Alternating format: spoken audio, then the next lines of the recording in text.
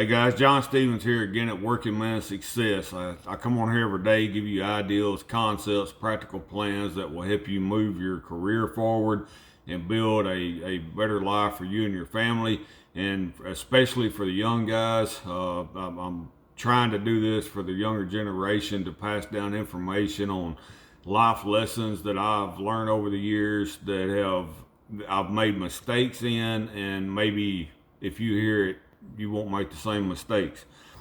Also, guys, next week, this is my 60th episode, and next week I'm going to transition over into only putting 3 videos out a week. I'm going to do one on Mondays, Wednesdays, and Fridays. I've been doing six a week, and I'm going to move to 3 a week. So, guys, today I want to talk to you. I'll tell you a little quick story about when I first got in to construction. I had a guy that got me in, and he was kind of a mentor to me, and I worked the first couple of jobs with him. And what I noticed from him is he seemed to always, at the end of the day, he would always produce more work. He would get more done than almost anyone else. And it was really strange to me though, because he never seemed to be working really that hard. And he did things in a way that everything he did, he made each move count more than the other guys. The other guys would maybe work a lot harder. They would work their ass off all day, and at the end of the day, my mentor, he seemed to have a way he did things that got a lot more work done, even though he did not work as hard and put out as much energy as everybody else. And that's kind of what I want to talk to you today. Everybody's situation is going to be a little different, so I'm going to keep it general. But most people put way too much value in trying to be busy instead of making each move that they make count for the most production. And there's, in every line of work, there's things that make your day go a lot smoother, and it makes your job a lot easier. And it isn't just going into your work full force and just staying busy and going all out. Yes, you absolutely have to work hard. You need to work hard, but making sure that the effort you're putting in is giving you a good return on your investment. You know, like you're getting something out of each move you make. And that's something I learned from my mentor. Like I said, at the end of the day, he always seemed to have a lot more work done than anybody that was working around him. And he never was in a rush. He never was exerting himself to the level they was. And that was kind of a learning experience for me right off the get-go, because I assumed the harder you worked, like you go all in and you're sweating and like you're doing all you can and you're trying to outwork everybody. That is not always the right approach.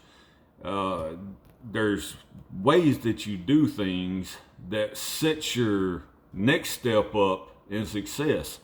So that's something I learned from my mentor is when you make a move, make it count. And I noticed what he did a lot of times is when he looked at the job as a whole, and he didn't look at it as what he was doing right at the moment.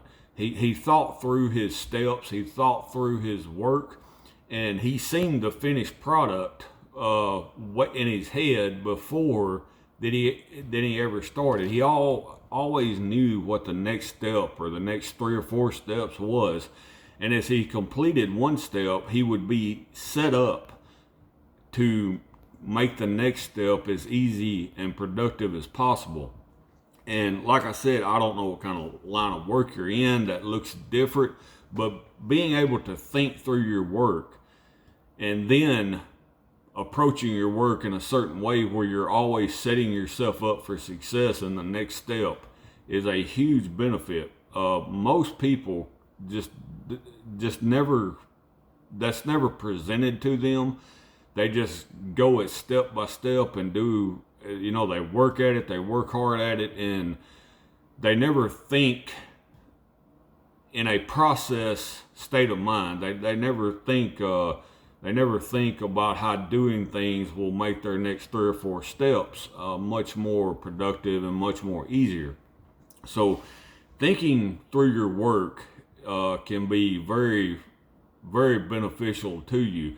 And it's like if you have a trained boxer versus a brawler, if you notice, like if you got a 10-round boxing match and you go into it with a approach of a brawler, well, you get wore down really quick. You're going all at it as hard as you can for the first 2-3 minutes, and then you're wore out. Well, a boxer, a trained boxer is not doing that.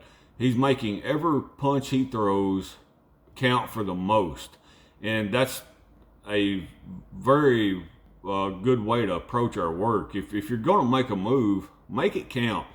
And it makes you look professional when you do that. And it also keeps you from just burning and wasting energy. So, guys, this was a short one today. I just wanted to throw that one out there and let y'all know next week I'm going to do 3 a week starting Monday. It's going to be on Monday, Wednesday, and Fridays. And get in the comments. Tell me if you agree with this or you don't agree with it. Share it, like, subscribe, all that good stuff. And we will talk to y'all Monday.